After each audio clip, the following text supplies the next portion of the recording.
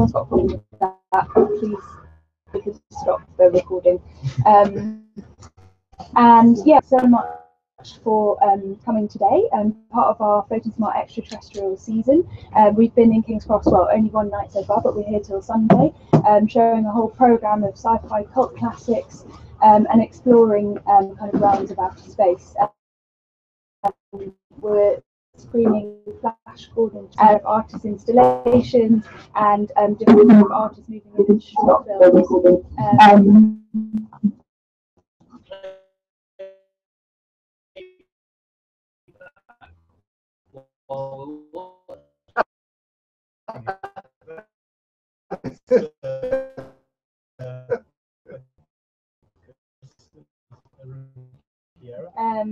And installation, amazing Dr.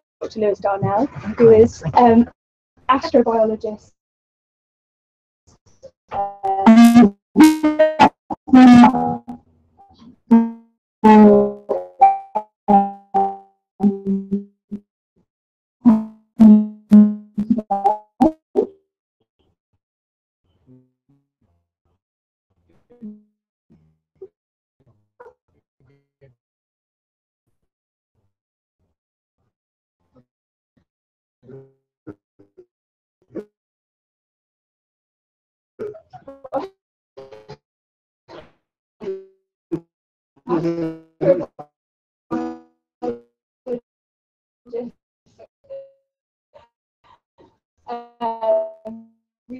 Research fellow, and he's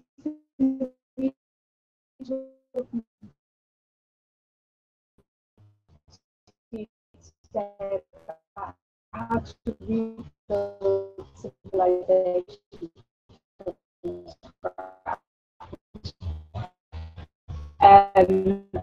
and about his book, The Knowledge. So yeah, just like to big round of applause for it. Thank you.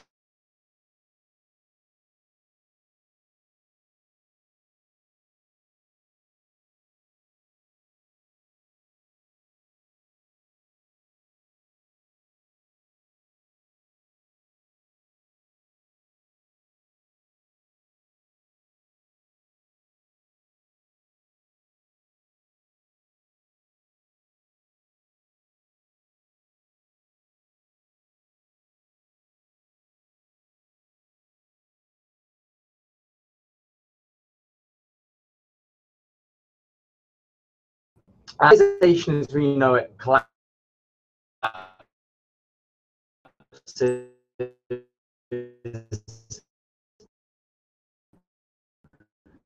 and the vast majority we're crammed into right kind of nuclear bunker, and we survive the end of the world as we know it. And an hour's time, we kind of walk outside, back out to Granary Square, blinking in the evening light, and find the kind of ruins of London around us and the world as we know it that's disappeared. Well, what now? What would you need to know to not just survive in the immediate aftermath, to keep yourself healthy and alive, but how could you also thrive in the long term? How could you go about building a society from scratch for yourself? Could you go about rebooting civilization itself in the way that you reboot a computer if it's crashed? Could you reboot civilization after an apocalypse? What would we need to know as a community of post-apocalyptic survivors, us brave 20 in this canal boat here?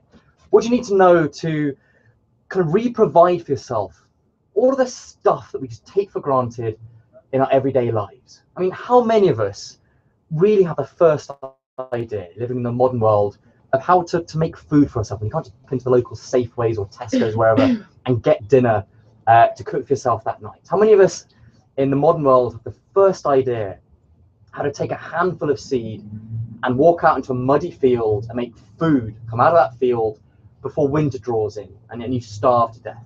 How many of us know how to make any of the materials or substances we use every single day without thinking about it? It's not a book, a guidebook. Would you want handed to you as a community of apocalyptic survivors that tells you everything you need to know. The most important scientific discoveries that enable civilization to progress the first time around. The most crucial technologies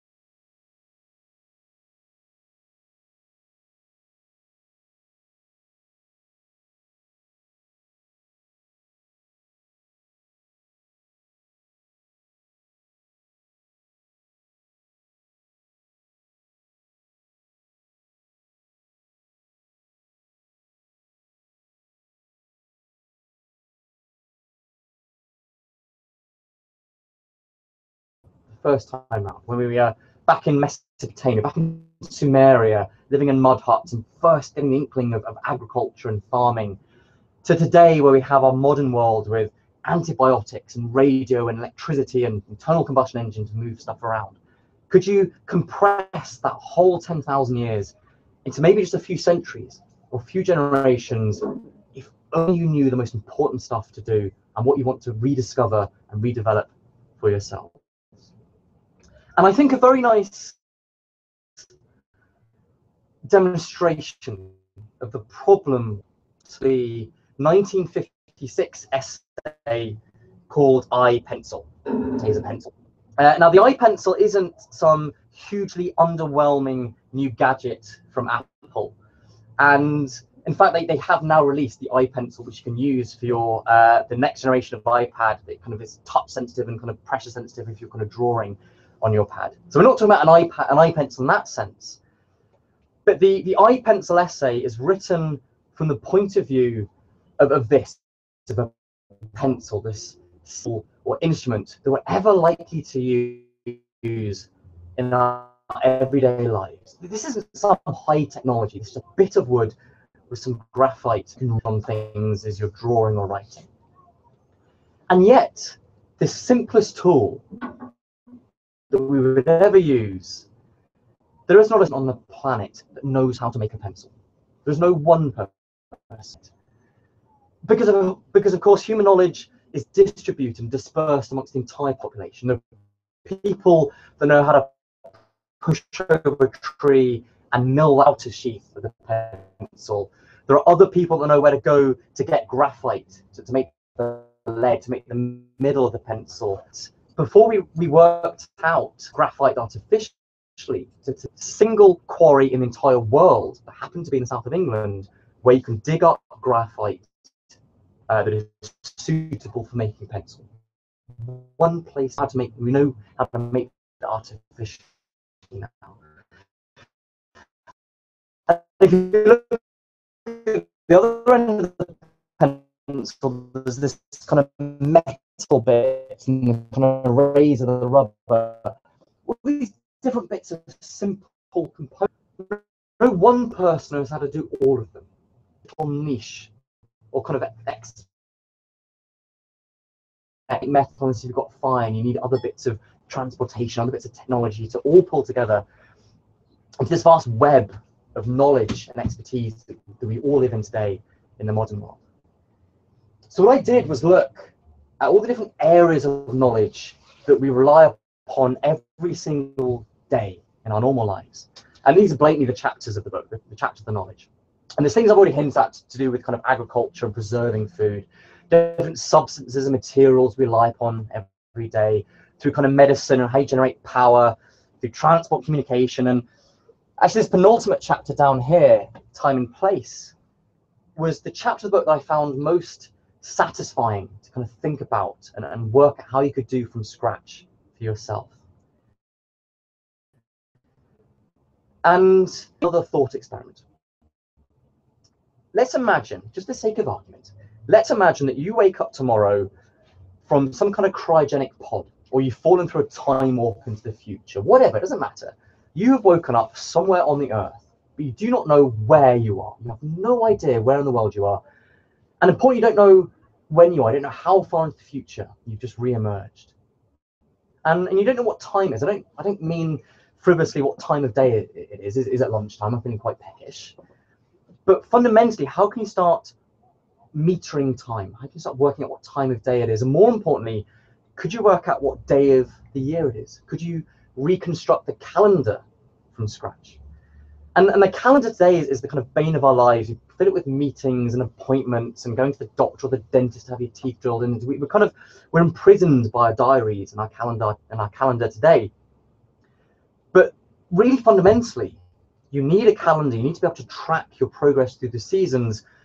Otherwise, you starve to death. You need to know when is the right moment to put your seeds into the ground and when is the right moment to harvest your crops before the winter draws in and you starve to death. Calendars are implicitly linked to agriculture and feeding yourselves.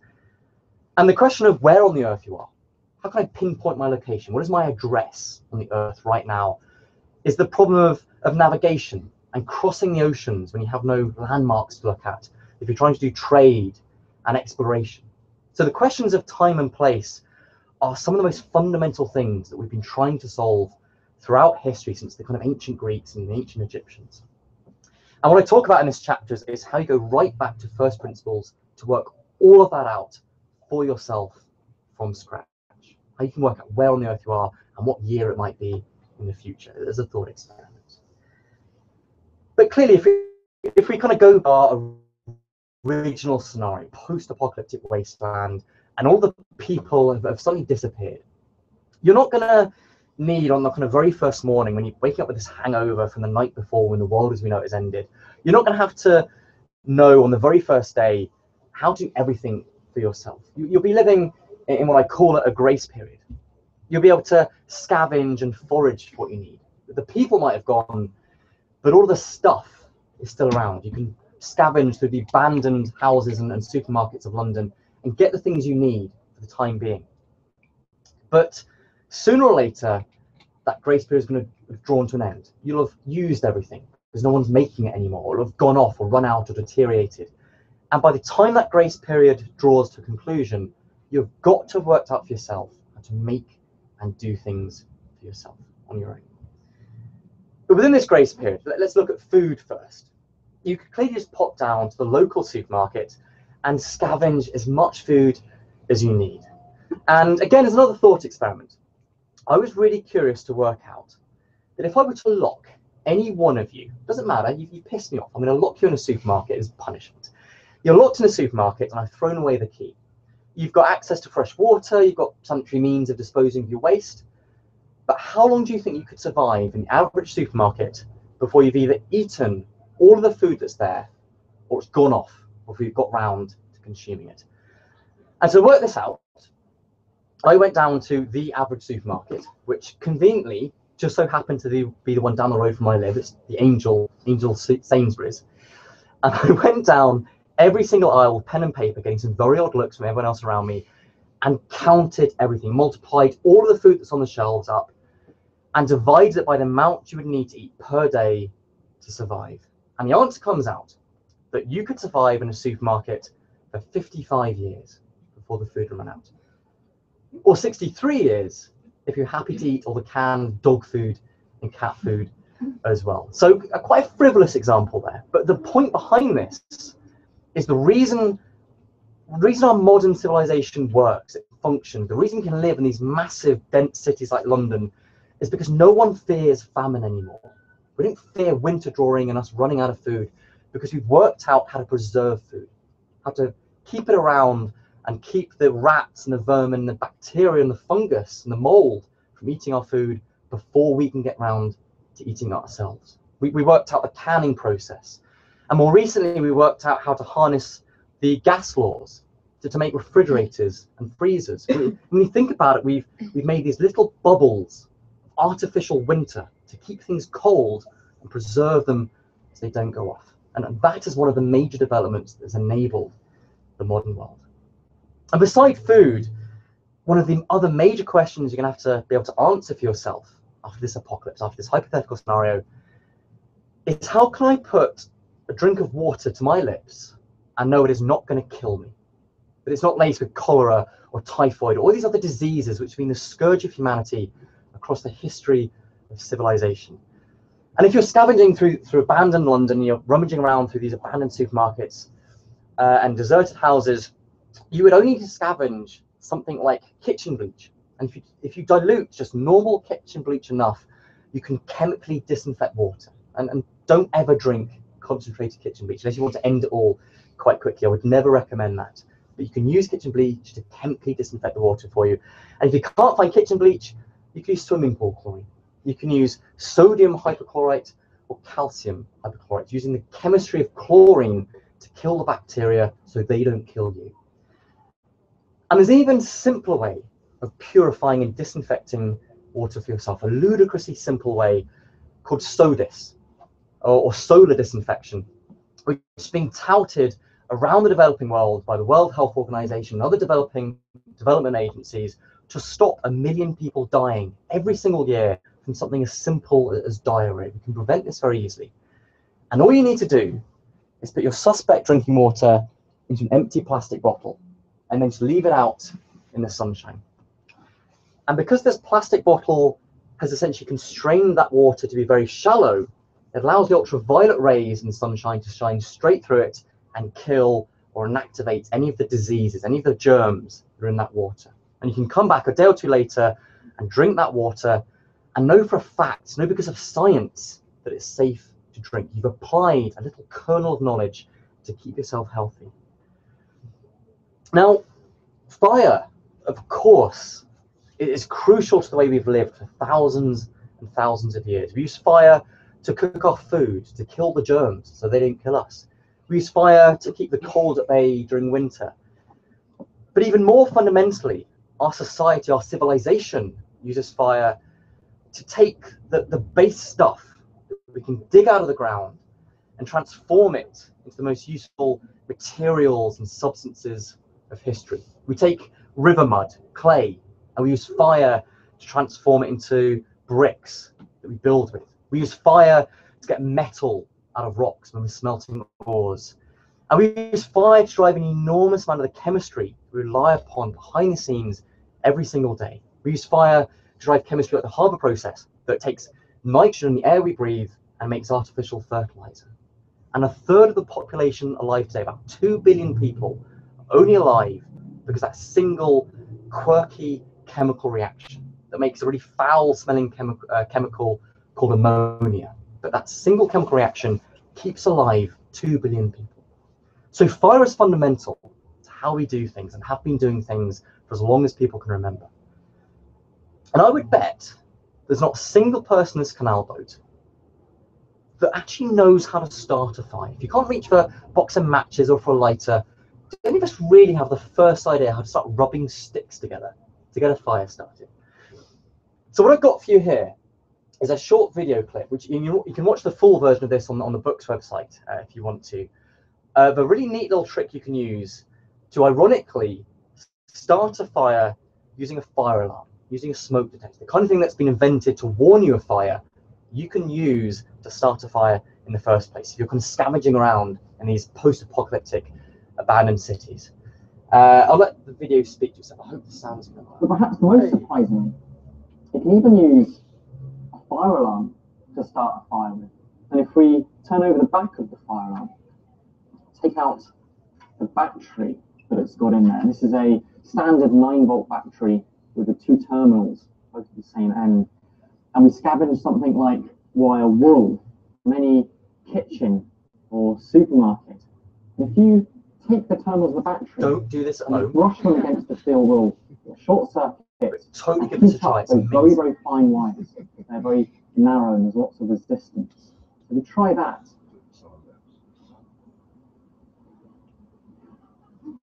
And really get the roaring fire started. So what's absolutely amazing about that? It's not dry newspaper or twigs or kindling catching alight. That is the metal itself bursting into flames. And what you're using there is principle narrow wire and not have it burst into flames. You just cracked the problem, the invention of the electric light bulb, and spent a little while, a couple of years, trying to solve how we can exploit electricity to make our lives better, to make our lives more comfortable. So electricity is of course another linchpin of the way we live today.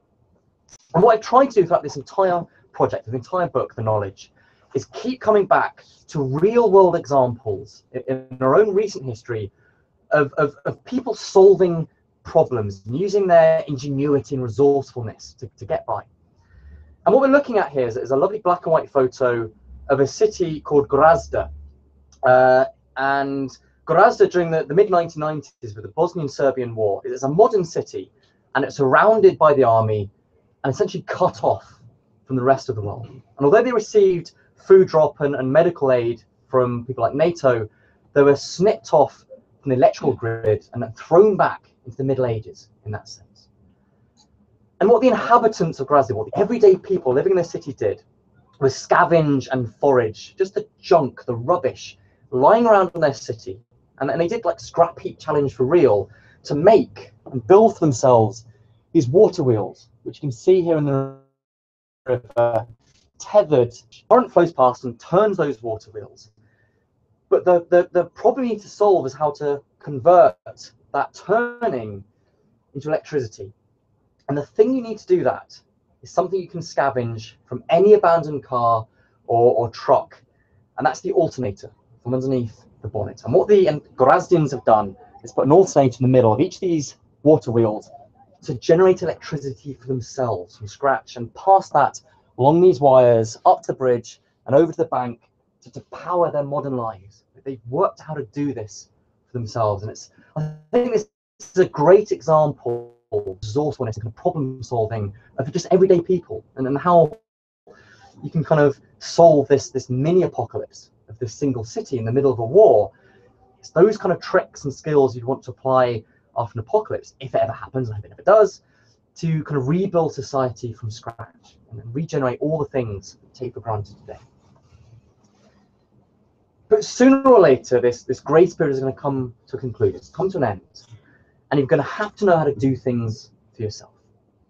And within food, that of course means agriculture. How do you grow stuff for yourself? And throughout thousands of years of human history, throughout the history of the human race, stood on these plant species here, the cereal crops. And most importantly, wheat, rice, and maize have supported every civilization of Europe, Asia, and the Americas. And the astounding reality, something that really jumped out at me when I was researching for this book, is this fact that humanity throughout our entire history has relied on cereal crops. We've eaten grass. Every single one of these is a species of grass. We eat grass in just the same way that our cows and our sheep and our goats do, that we leave out in the pastures. But we're faced with a really big problem. The human body never evolved with 4 stomachs like a cow. We've not been designed to eat grass, kind of disadvantaged by our own biology. So what humanity has had to do is apply our brains, apply our intelligence to develop technology to allow us to eat grass and not starve to death, to eat these very fast growing species of plants. And the key inventions that have allowed us to do that have been the water wheel that was nailed by the Romans, and the windmill that we kind of nailed in medieval Europe. And clearly these are ways of harnessing natural energy sources, hydropower and wind power. But the central bit, the crucial component of both of these bits of mechanism are these twin slabs of stone that we've got here, the millstones. And the power of the water or the wind turns those stones, pour your grain into the middle of that, and they get ground up into flour. And we take that flour and we bake bread with it. So in a very real sense, the millstones and the windmill are like a technological extension of our own molar teeth. They do something we can do already, but much, much more effectively. And the oven that we use for baking bread, or the pot we use for boiling rice, is like an external pre-digestive system. It's like we've made an external stomach, because we don't have four stomachs like a cow, to allow us to eat grass, which would have been impossible otherwise. It's by applying technology we've enabled ourselves to live off these crops. Now, again, I would challenge any one of you to know where to go to get wheat that you can put into the ground and grow. You can't pop down to Waitrose and get wheat that you can grow from scratch. You can get a loaf of bread. Where do you go to get the seeds? So this is where you go. This is called the Global Seed Vault in Svalbard. This is Norway. This is way up, right by the North Pole, right up in the Arctic Circle. There's an archipelago of islands here called Svalbard. And built into the side of this mountain is this global seed vault. It's like a library or a repository of genetic information. It contains seeds of every major crop species we grow around the world to feed people. And this could genuinely survive the end of the world. It could survive an apocalypse. It could survive a nuclear war. There's a twin set of blast doors here that would survive a nuclear holocaust. So to restart agriculture, you would go to this global seed vault. You would get things like wheat seeds or marrows or carrots, whatever you fancy eating. You'd travel all the way there. You would hope, firstly, that someone thought to leave the key under the doormat. Otherwise, you're not getting through those double blast doors. But the question still remains, where do I go to get to Svalbard? Your iPhone and GPS isn't going to work. And so very helpfully, I provided for you down here the latitude and longitude coordinates of the Svalbard Global Seed Vault. And if you don't know where that is, if you don't know how to work out where that latitude and longitude coordinate is, or you don't know where here is, where is Islington in this address, to know what direction to start heading in to go to Svalbard, you turn to that penultimate chapter of the knowledge and I explain from first principles how you work out where you are and therefore what direction to start sailing and to go anywhere else in the world. The problem of navigation. To reboot agriculture and start providing food for yourself. Tongue in cheek, of course. I'm going to skip through substances. We can come back to a bit of basic chemistry at the end if you want to kind of chat about that and ask that. Now, within transport and moving things around, what you really hope to be able to do in this post-apocalyptic scenario, for society from regressing to a state like this, where you've lost engines, you've lost machinery. You can't use an engine to kind of move things around for you or replace the effort of your own muscles. So you've had to resort to going back to the Middle Ages again and harnessing up horses or oxen to move things around for you. And clearly you want to be able to avoid that as far as possible. So the question is, how can you keep machinery and engines running if you don't have petrol and diesel, the fuels that are refined from crude? And to demonstrate this, I've got a short video I'm going to show you in a second that revolves around this gasifier stove here. And I made this myself in about half an hour with just a few really basic tools. And all we've got is a big outer tin can.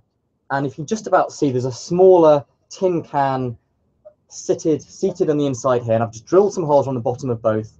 And all you would do is put a bit of newspaper or kindling and some twigs on top of that, light it. And because you've got the holes at the bottom, it draws the air, it draws the oxygen up through the fire to get it nice and intense and hot, just like any barbecue. But what is unique about this gasifier design is you can see there's a second row of holes right at the top of that can. So as the wood breaks down in the heat of its own fire, it gives off lots of gases and vapors, and smoke is itself combustible. You then reintroduce oxygen to that hot mixture of gases and you burn all that as well. Rather than just blowing away in the wind like a campfire, you can train it and burn everything. It's incredibly effective use of the firewood you can collect. Now, rather than trying to demonstrate that on this canal boat and killing us all, I've got a short video I never get to do this on stage anymore. I did a main stage TED talk in Vancouver earlier this year, and the video is due to go up anytime soon. And I did this demonstration live on stage and came within a hair's breadth of setting fire to my own head. Because I did this, I leant forward in front of the flame and forgot just how much hairspray he put into my head before getting on stage. So I would not recommend that. But this is how the gasifier works in this video. Fire it up. Let's get it working. I'll load it up with some simple kindle. I meant kindling there, not kindle. Do not burn your kindle. Just some newspaper and some dried twigs. We push down in here. And if you just watch just how little wood I'm putting there, so I've loaded up. The light being able to scatter. I'm cheating with this lighter, but I hope I've convinced you that I could totes have used a fire alarm to do that.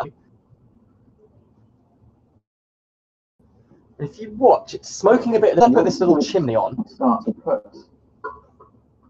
Within about 4 seconds, that smoke has disappeared. And already, that's roaring away with the air and the oxygen being drawn up. So I get that going nice and intensely, burning down that fuel. That was my I'm mistake. going to take off this flue now. This is also called a rocket stove, perhaps for obvious reasons. I take off that flue. If you come in here and look, you can see that upper ring of air holes. There are jets of flame coming out there where the oxygen is being drawn in and igniting all those producer gases coming off from the wood as it undergoes pyrolysis and gives off the vapor and the gas. And the smoke itself is combustible. So burning all of that is a very, very efficient way of using the fuel. So I reckon that's about ready for cooking. Put on my plate. And the custard we opened earlier. Get some dinner on the go. So I feel I should probably explain that custard. So this is the third in a triptych, a series of 3 videos for the book's lore. And the first of those videos was scavenging around the abandoned supermarket and finding some cans of food to eat. I'm not getting hungry, I've got these cans of food, but I haven't got a can opener. How would you open a can without a can opener, or indeed any other tool whatsoever? And I'll show you a very neat trick how you can just pop off the lid of any can without using any tool at all. And the kind of punchline, the kind of gag, if you like, at the end of that short video is, oh, fuck, it's cold custard. Who wants to eat cold custard? So the next video is how you can use fire to heat up that custard. How do you start a fire if you don't have a lighter? And I showed you that trick with a fire alarm. There's another very neat trick you can use to start a fire with a bottle of water, the kind of thing you would normally put out a fire with. And the third video is this one about the gasifier stove. How do you make the most effective use of that fire once you've got started? And because this gasifier stove is so easy to make yourself, there's just some old tin cans. It's exact of appropriate technology or intermediate technology that has been taken around the developing world to help people improve their situation. It's been trained by kind of development agencies. And you can make it yourself, you can maintain it and repair it yourself. It makes very effective use of the firewood that family can collect. And because it's smokeless when it's in operation, it's much, much healthier to cook with than just an open campfire and kind of when you're in a cramped, closed conditions and in like a mud hut or something. But what you can also do is take this gasifier stove, scale it up from something the size of an old baked bean can, up to something the size of a dustbin, strap it to the back of a car, and you can drive a car using wood as fuel rather than diesel or petrol. This is the gasifier stove on the back. The wood is breaking down in the fire here. We're drawing off those producer gases through this pipe, over the roof of the car, down into the engine, and injecting that gas into the cylinders in the engine, where only then it's allowed to mix with oxygen and explode usefully to drive this car forward. This car drives on wood rather than petrol. And I'll admit to you, this is some kind of steampunk Mad Max of a car, but it works perfectly well. And during the Second World War, with all the fuel shortages, there were over 1 million gasifier-powered cars, wood-powered cars, driving across the roads of Europe, driving our tractors and our fishing boats. So this isn't some kind of crank, madhap technology. This is exactly the kind of thing you'd want to fall back to after an apocalypse and start pulling your society exactly kind of on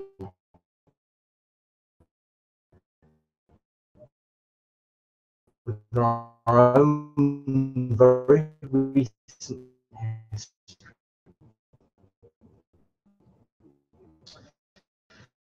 And if you look beyond transport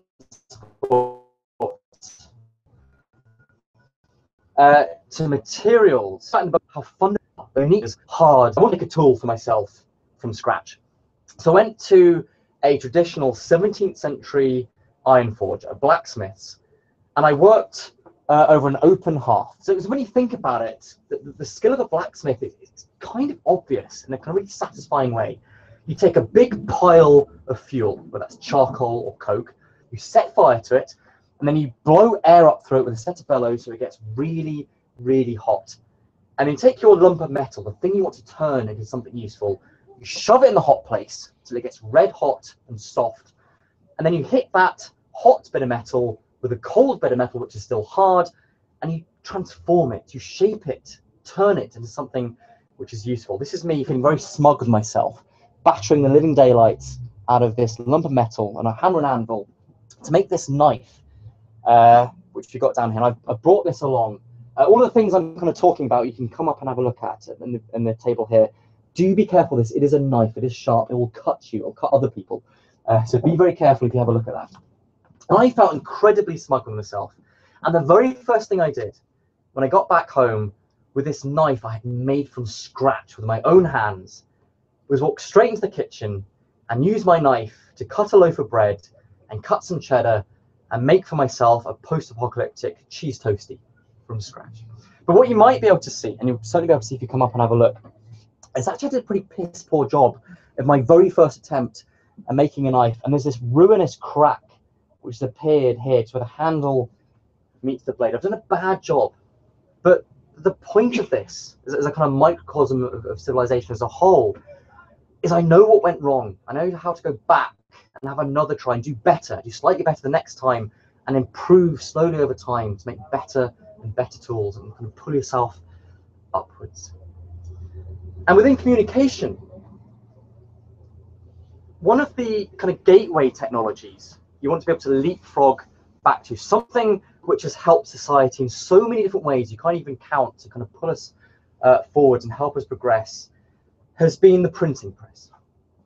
Because before the printing press was invented, if you want to copy a document, if you want to share and spread human ideas, human thought, the only way of doing that was to fill a room full of people out letter by letter and handwriting every page of that book. It's incredibly time consuming and laborious and expensive, which means that only rich, powerful people get to choose the ideas they're allowed to spread. It's like a choke point on information. But with the invention of the printing press, anybody can copy any ideas they like. It becomes very cheap to share human thought. And this was enormously socially transformative in our own history from the kind of mid-1400s and Gutenberg. And what I realized, this is another thing I was very smug about when I was writing the book, that I realized in the pages of the knowledge, if I explain how to make your own paper from scratch, if I explain how to make your own ink, and if I explain how to make your own rudimentary printing press, it's almost as if within the page of this book, it contains the genetic instructions for its own reproduction. Tongue-in-cheek, of course, only a single copy of the knowledge would need to survive the apocalypse, and it tells you how to reproduce, how to copy itself to make any number of copies you need to hand out to your whole population of people that have survived. And just to, again, to kind of prove that this is possible, you can come up and have a look at it. This is 2 pages from the book that I did this for. This is pages from the book printed using a primitive printing press onto handmade paper. There's the title page from the knowledge, and there's the page on the printing press printed on a primitive printing press on how to do it. I love that kind of circularity of the idea, this idea that a kind of inanimate object has the capability for reproduction with the information it contains within itself. And I say you can come up and have a look at that at the end if you're interested. Now the very last thing I wanted to show you, again, just as a kind of an object, an artifact to talk about, is within advanced chemistry. And I talk in these kind of early chapters about the real basic stuff that we've known about for thousands of years, we've all forgotten today, of how to provide chemistry, that the substances you need. Things like lime or soda ash that we don't even hear about anymore, but are fundamentally important to how we live and how we survive. But sooner or later, as your civilization progresses and grows and develops, you run out of being able to collect this stuff in the natural environment around you.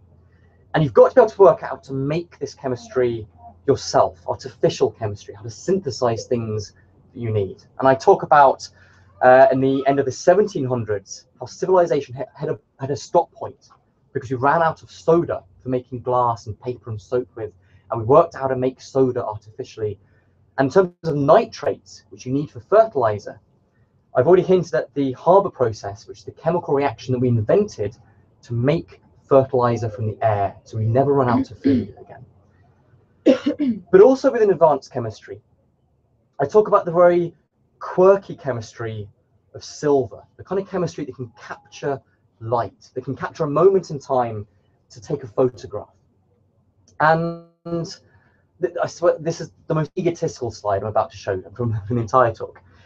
And I really wanted for even the author photograph in the back of the book, you know, when people are kind of looking a bit kind of intellectual, they're kind of holding their own kind of chin and peering wistfully into the camera. I wanted even the author photograph to remain true to the premise of the book. I wanted to make a photo myself from scratch. So I went down to Laycock Abbey, where photography was invented in the 1840s, and I worked with an historian there to mix the very basic silver-containing chemistry ourselves and douse that emulsion onto just a plate of glass and load that into a primitive single lens camera. And I had my photo taken, I had this portrait taken. Now, this is no snapshot. This is a 16-second exposure. The simple silver chemistry is very slow to react to the light. And I would challenge any one of you to sit absolutely still for 16 seconds without kind of shifting or wavering around, or your head twitching the slightest, or your facial muscles to move, or your smile to relax, because the slightest movement and your entire face blurs into this ghostly apparition, as we did for basically the entire day. It's about the only photo that ended up working. So you're forced to hold a very passive, neutral posture and expression. You cannot smile naturally for 16 seconds. And that's why I look a bit, well, gurney in the photo. And what you can't see is that behind me, there is a wrought iron stand clamp locked into the back of my head to hold it absolutely still for a whole 16 seconds to take this photo. And again, if you want to, you can come up to the front and have a look. Here is this photo. This is the original that we made from scratch. And we'll turn up the lights up at the end. You can have a look. And I'm still astonished at the incredible detail and resolution that you get out of this very simple photographic process that I demonstrated here to kind of put my money where my mouth was. Now, alongside this project of the knowledge and thinking about how you can start again from scratch and reboot civilization, a lot of stuff went up onto the book's website, the-knowledge.org, which you can explore on your iPhone on the bus ride back home. And there's loads of the videos I've been showing you short snippets from. There's lots of how-to guides of how you can make your own gasifier stove or do other kind of simple maker projects with your friends or your kids on a weekend. There's lots of recommended lists of the best books to read, the best kind of novels that deal with the post-apocalyptic world, or of how you go right back to scratch and start again. So things like Robinson Crusoe or Swiss Family Robinson, or The Martian, which is about to come out with Matt Damon and Ridley Scott directing. So these ideas about how you kind of start providing for yourself and go right back to basics and put yourself back up. And also on this website, there's an ask about Miley Cyrus.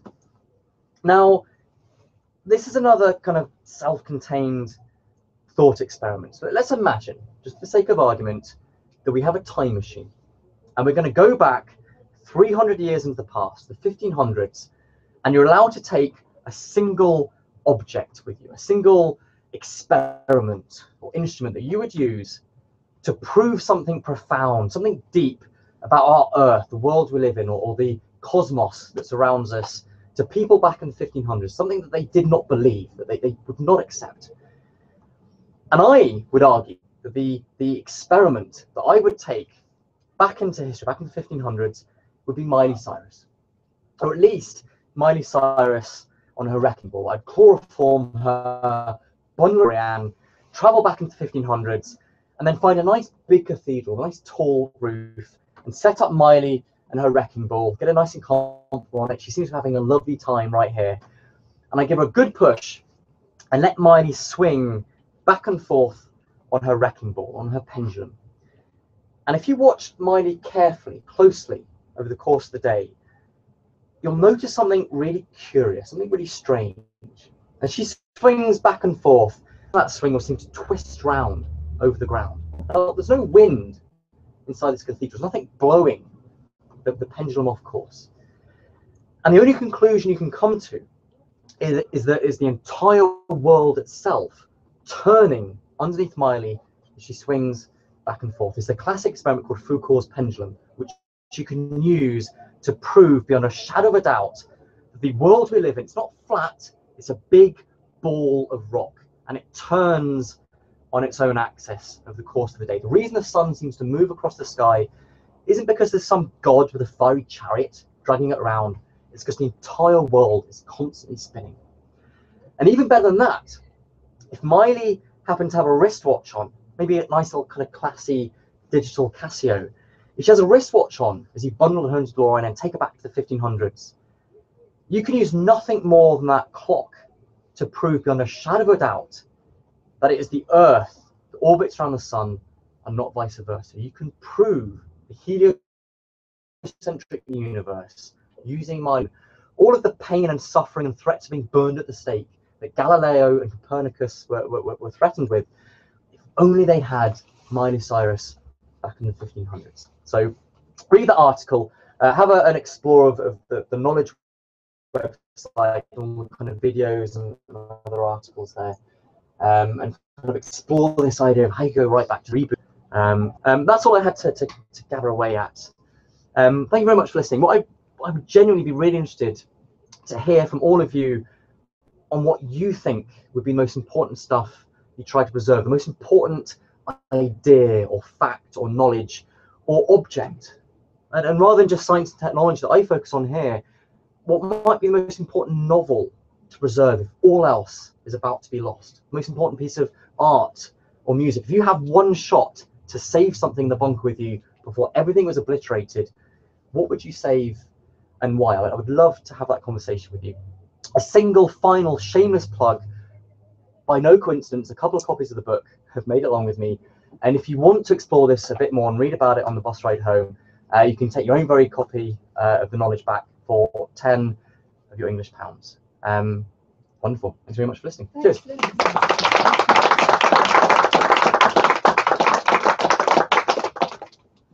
have any questions for Dylan? Or any thoughts on his question for you guys about what you would save? How long will it take for the pendulum to start being noticed? So it's over the course of several hours. If you go, and no one ever did it in history and ever sort of discovered it until we already knew the Earth was. Yeah, so in that sense, the order of discovery came the other way around. There are other ways of proving that the world is round, but involve like standing on a harbour and watching a ship disappear over the horizon, and you notice that the body of the ship disappears before the top of the mast. So clearly it's kind of curving away from you. And the ancient Greeks had worked out pretty accurately, actually, what the diameter of the Earth is. They measured the world using kind of simple trigonometry. But in terms of an experiment to demonstrate that without tracking across the world and making measurements, if you do an experiment, just a single room with a group of people, you can use Miley Cyrus to prove that the Earth is round. And that was small pendulum as well, or is it take a massive? I mean, the size of the pendulum is important, but smaller pendulums tend to kind of run out more quickly. Yeah. They kind of pick up their resistance and slow down. And again, if you just hop on the tube, go to South Ken to the Science Museum, they have Foucault's pendulum set up on one of the stairwells, and you can watch it for hours of a day if you like. And if you kind of go to the cafe, come back after a coffee and a spot of lunch, and go back, you'll have noticed that it'll twisted round against the ground. You can use your own eyes to convince yourself that the world is a ball and that it turns. And so just kind of using that really simple experiment. Has anyone got any of their own ideas about what they would save? What would you value above anything else to try to protect, to save away if you realise that humanity was about to lose something that you held important? Or are people more keen to get back to the pub? I do explain for the record how to make your own alcohol. Because not only is it great for having a party time, there's a lot of really great chemistry as a kind of solvent, and basically the whole of the perfume industry is based on making alcohol in the first place to dissolve the aromas and scents from roses or plants or anything else that you want to make perfumes from. So you can make your own perfume from scratch if you fancy on a weekend. So if anyone has got any questions, thank you again for sitting in a slightly hot and sweaty canal boat now. If you would like to buy a copy of the book, come up. I can sign it for you. If you want to come up and chat about something and not in front of everyone else because it's a bit embarrassing, do come up and say hi as well. But thank you ever so much, and have a wonderful Friday and weekend. Cheers, guys. You're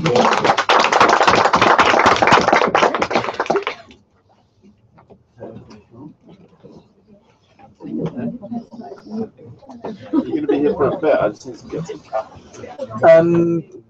The next thing starts at past, so if you're back in the